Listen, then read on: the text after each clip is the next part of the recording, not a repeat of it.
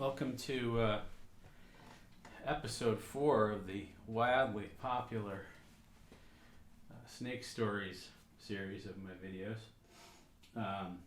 I started something yesterday that I called Picks Part 1, so today we're going to do Picks Part 2.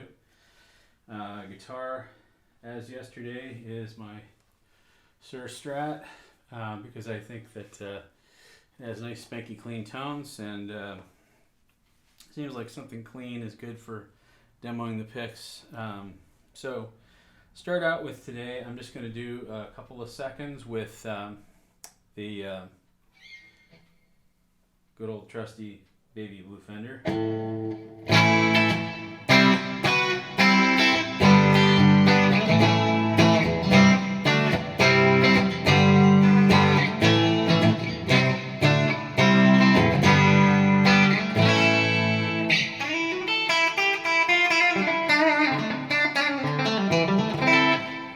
So that's my standby. Now today I've got some interesting things here.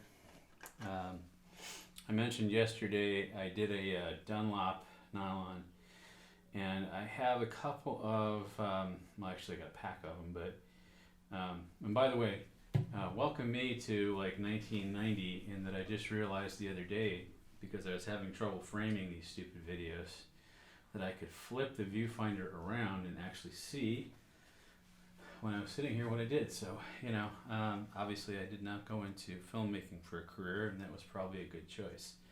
But today I have a Herco Flex Nylon 0.73, 0.75 actually. Now these are, and this is actually why I got them.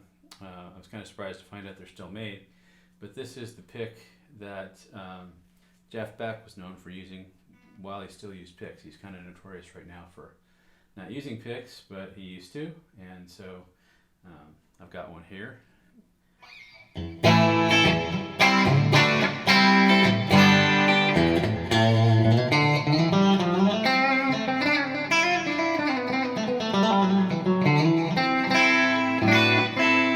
Now, interestingly enough, this does feel a little bit to me mellower, a little less spanky.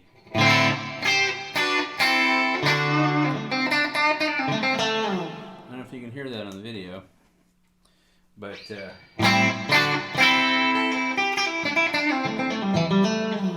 it does have a little bit less of that clack that I like. It's also suffering from the grip in the wrong place syndrome. So actually when I play these, I'm real picky about when I play my picks on the Fenders. I have to have the logo against my thumb, or I feel like I don't know where the pick is. I've just had that logo against my thumb for almost 40 years, and I know exactly where it is. So this one's kind of the same problem I said yesterday, where the grip is up in the bell of the pick.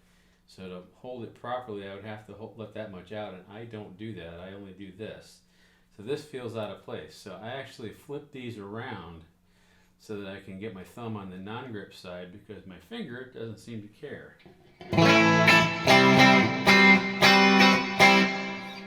So that's the Herco Flex. Another real popular, I'll come back to that one. Another real popular material is it's the Dunlop Tortex. Now again, I'm using, this is yellow, which feels like a medium to me. I know there's a bunch of different thicknesses of it, and I even have some here that are much thicker, but I'm not going to use them. Including, by the way, I love these. I got these with my Kemper. They sent me some Kemper picks with that cool Art Deco logo on the front and the back of it, and they're pretty good too. But they're really pretty much the same thing. It's just Tortex.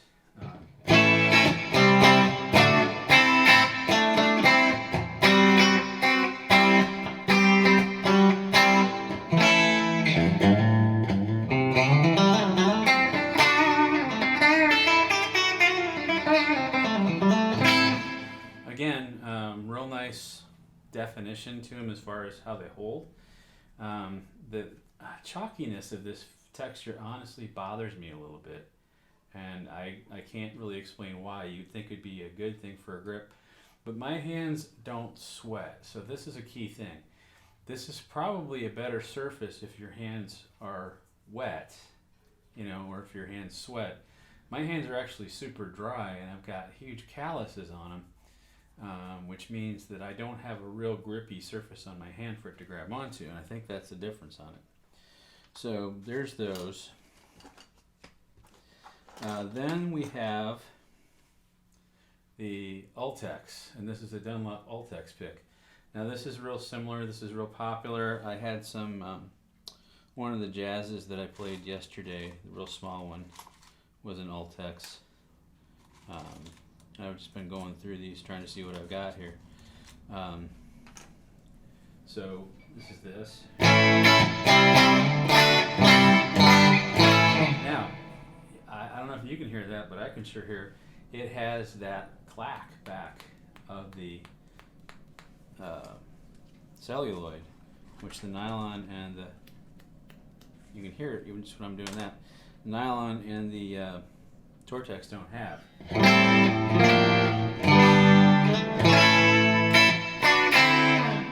So that's a good one.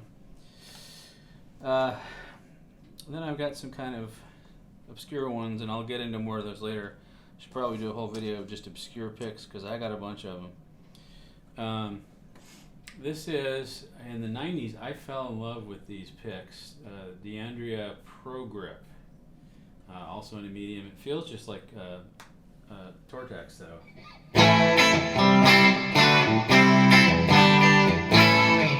And it sounds like Tortex. But what I liked about these in the 90s was that they had this kind of grippy surface on them. Now, back then, what they did was they had one that looked just like the tortoiseshell celluloid, but it had kind of a matte finish, instead of the slick finish that's on these. But again, my hands are not wet, so these are not slippery to me, and my thumb grips onto that Fender logo, so it's not that big a deal. But I had a guitar player at the time who just was forever losing picks, and he loved the Pro Grips because his hands were always sweating and they grabbed really nice. So, good pick. It doesn't really do anything special for me. Another one of those. Here is another take on the Jazz 3. I've pointed out before, I think they're too small, and I don't know what the grip is to them. I can't see what the size of it is either on here. It's pretty heavy though. It feels like it's at least a millimeter, maybe a millimeter and a half. And it's just dull. It's dull and it's clumsy sounding, and I want to lose it all the time because it doesn't, there's not enough of it for me to get a grip on.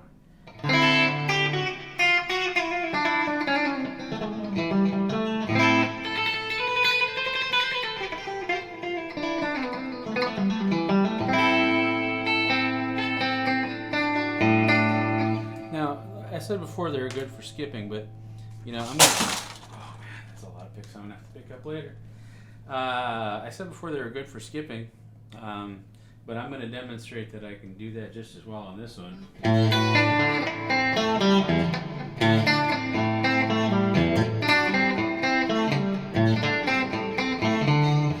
So doesn't really have a benefit to me.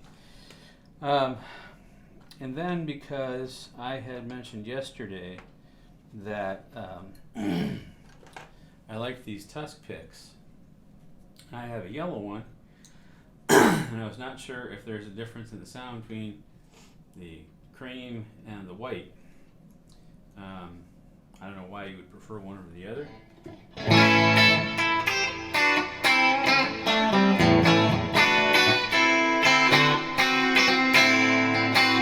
That's the cream. That's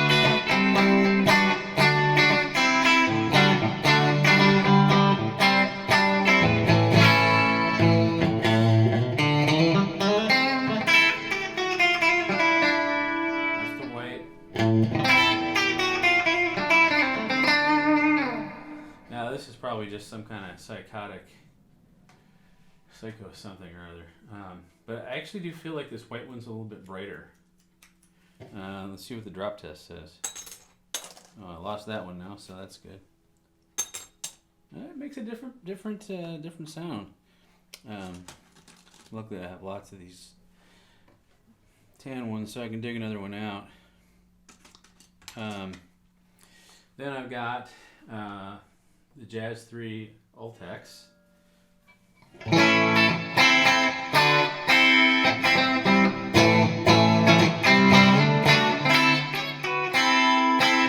Again, they just feel clumsy to me. I don't know.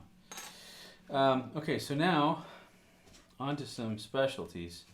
Now, before I go on to the specialty materials, I have some here. I got another one somewhere. I apparently have lost it, and I'm pretty upset about that because these things, they come. I had to look and make sure that I was not saying the wrong thing. These are Dunlop Prime Tone Sculpted Plectra, 0.73. They're inspected. Okay, and I'm not kidding. These things are $4 a piece. It was $12 for a pack of 3, which is just insane because it's just slightly thicker. Yeah, it's just celluloid. It does have kind of like what I call a braille pattern on it, and it's real abrasive, almost like 60 grit sandpaper.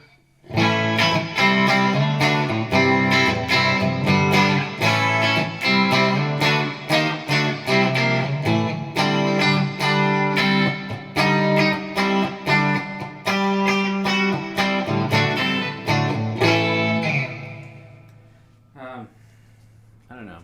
Let me do the drop test. That's the Dunlop $12 one. Okay, that's Fender, and here is a Dunlop regular celluloid. So I mean, there's a different sound. This is a little bit thicker. I don't know what it is. $4 a piece. No way. It's a mistake I will only have made once, I hope, in my life. Now we can get on to some kind of specialty ones, and I wish I had found.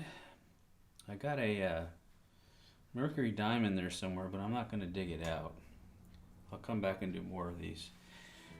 This is the cheddar cheese one I teased yesterday, and so I want to play that because it's just impossibly thick.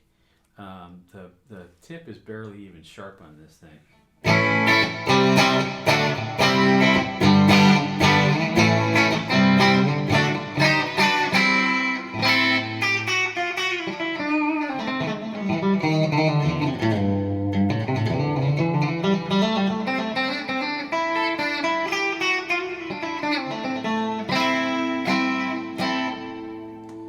I mean, there's nothing wrong with it. Honestly, I think the theory behind this, I don't know what the bites out of the edge are supposed to do, but I think the theory behind these holes is that it's supposed to form like a vacuum grip to your finger. Or maybe these ridges are supposed to dig into your finger. Again, I don't have a big problem losing them. I don't remember what this cost. Somebody might even have given it to me, or it came with something. This looks like it's a 2 millimeter. So that's really thick for me. I'm not a big fan of that. Then, let me do this one first. So then, I mentioned the other day the leather pick, and this is an actual leather pick. It's at least 2 millimeters thick, maybe 2.5. And you can already see what the problem is going to be with it, at least I can. It's 2 layers of leather over, feels like another pick. And there's actually a separation in between them that I can tell is going to be a problem when it goes to playing. You can hear how dull that is right away.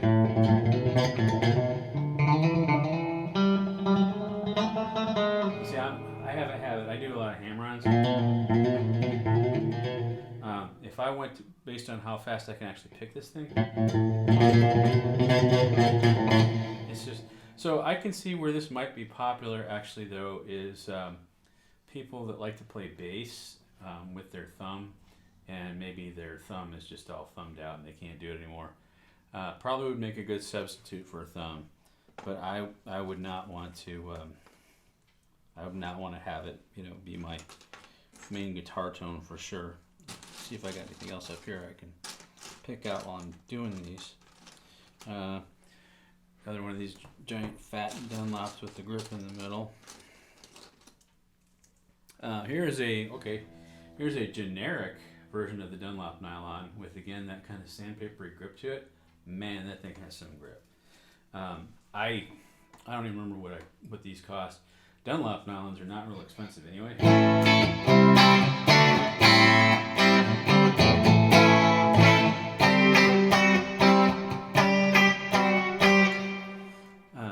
Sounds like a Dunlop Nylon to me. And the drop test sounds about like that too.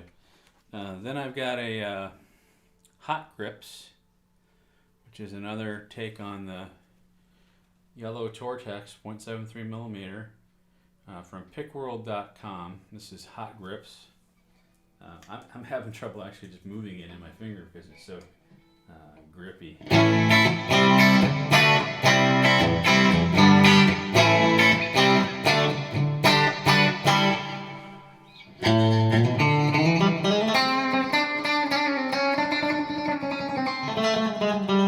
Sounds like Tortex to me.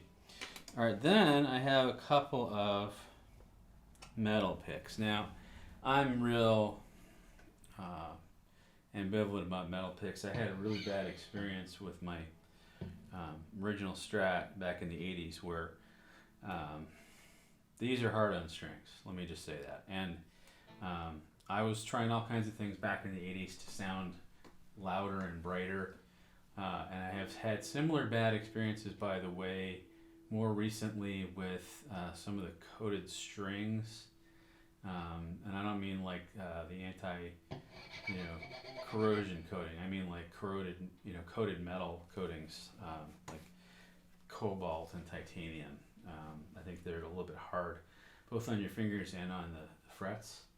Now this guitar here it's got stainless frets, so I'm not worried about it on this one, but I went through a set of frets on that Strat faster than anybody should ever have done, and it was all because of those strings. I had GHS Super Steels, which I don't think they even make anymore, and I would never buy them again. It's kind of the same concept as Lifetime brake pads. They give you brake pads that are so rock hard they'll never wear out, and they warranty the brake pads, right? But then you still have to come in 6 months later because your brakes are gone, because the super hard brake pads have chewed up your drums or your rotors.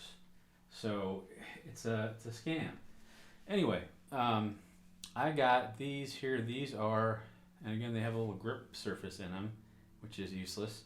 But these are copper, and this is like a super thin. It's like a thin, thickness, like a 0.6 whatever. But because it's copper, it's actually a lot harder. So.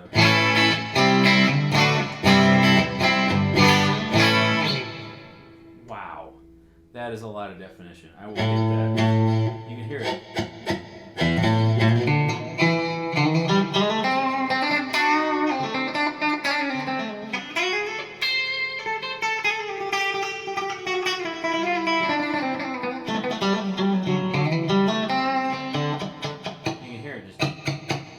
The windings of the strings, but I will say this is super easy pick to play. Plus, it makes your fingers smell funny.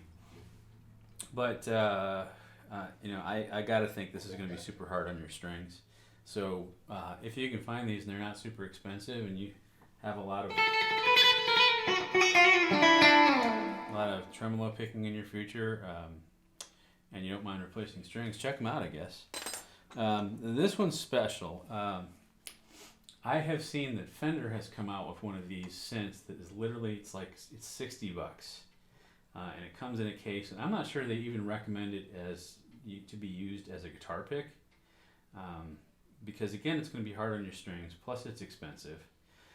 This is a sterling silver pick that was made by my friend Dell, who makes jewelry and does all kinds of stuff. He does some truly great stuff. And he made one of these for me. I think he sells them too.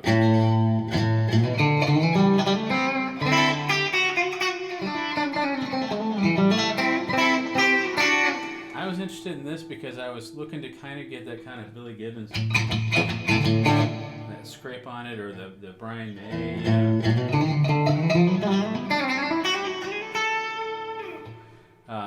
And again, super articulate.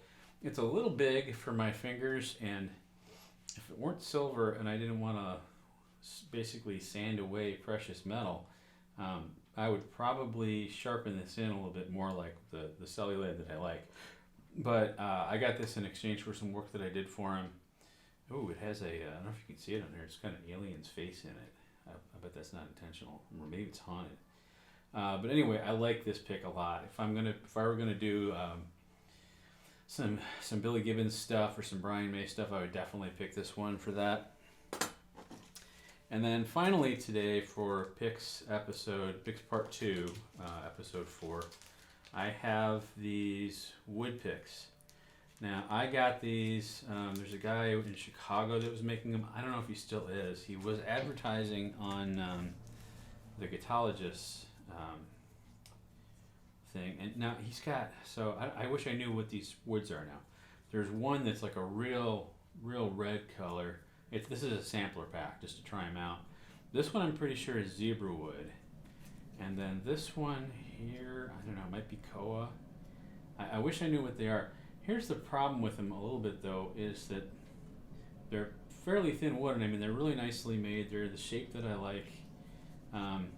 But they all have a little bit of a warp to them because, you know, it's made out of wood. It's going to warp, right?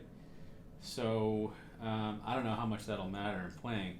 But I'm going to play these here just a little bit. The red one first, and if I find out what the materials are, because I know I got some emails from the guy after I bought them, I will put it on the notes down below the video. So here's the red one.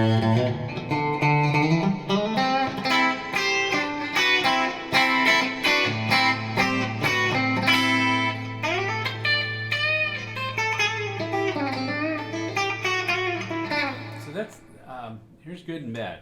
That's loud and it's super articulate. It also has absolutely, you know, I can bend it a little bit, but it feels like it has absolutely zero give to it whatsoever when I'm playing on the strings.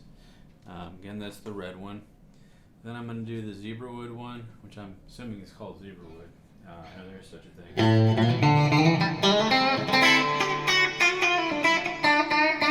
There's still kind of a scratch on the strings, kind of similar to the metal ones, but not as bright. And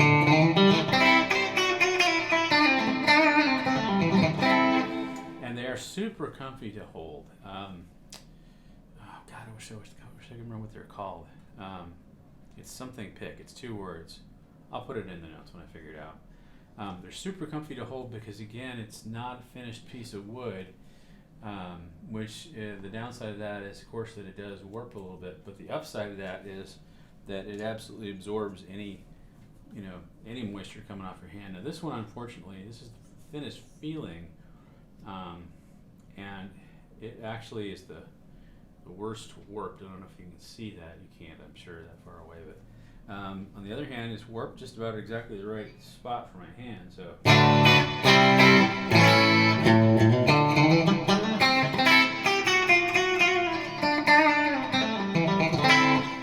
Hear the wood grain grabbing the strings.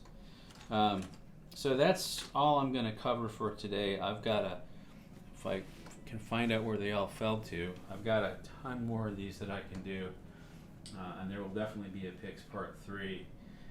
But thank you for tuning in to Picks Part 2, Episode 4 of Snakestories. And if there is a particular kind of pick that you would like to see me demo or like me to review, let me know where I can get one, and I will certainly do like a custom, like a request video. So back to the baby blue Fender plastic one.